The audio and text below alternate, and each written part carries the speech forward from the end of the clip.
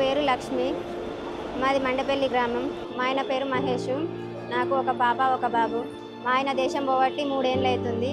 అనుకోకుండా డ్యూటీకి వెళ్ళంగా వెనకకెళ్ళి లారీ వచ్చి ఢీకొట్టడం వలన మా బాబాయ్కి 2 కాళ్ళు విరగడం జరిగింది. ఇక్కడ వేరే వాళ్ళు ఉన్నారు, పక్క ఊరోళ్ళు. వాళ్ళకు ఫోన్ చేసి మా ఆయనకు ఎట్లా మాకు అర్థం కాలేదు, యాక్సిడెంట్ అయిందని వరకు అలా ఏమని చెప్పి మొత్తం 9-10 మంది చనిపోయారు, మీ ఆయన ఒక్కడే బతికిందని చెప్పిండు మాకు.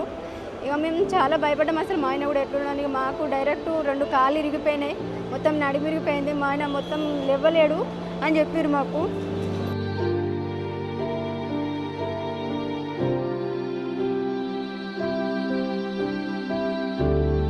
మళ్ళీ ఇక మేము మా ఊరు సర్పంచ్ వాళ్ళని ఇట్లా కలిసి బీఆర్ఎస్ పార్టీ వాళ్ళని కలిస్తే వాళ్ళు కేటీఆర్ సార్ని మా ఇంటికి తీసుకొచ్చి మాట్లాడిపిస్తే మా ఆయన కూడా వీడియో కాల్ మాట్లాడిండు.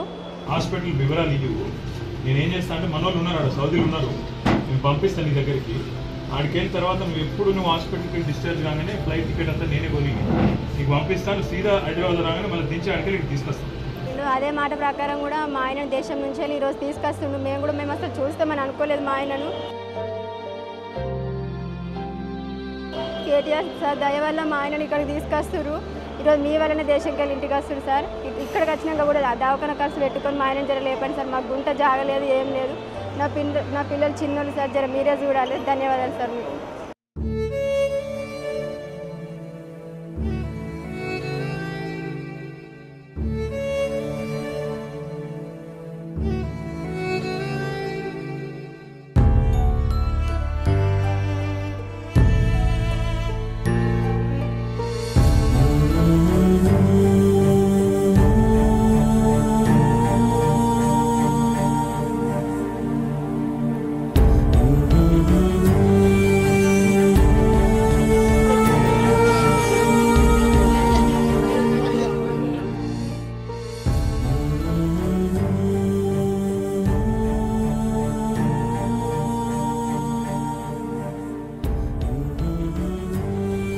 కేటీఆర్ మాట ఇచ్చాడు, ఆ మాట నిలబెట్టుకున్నాడు.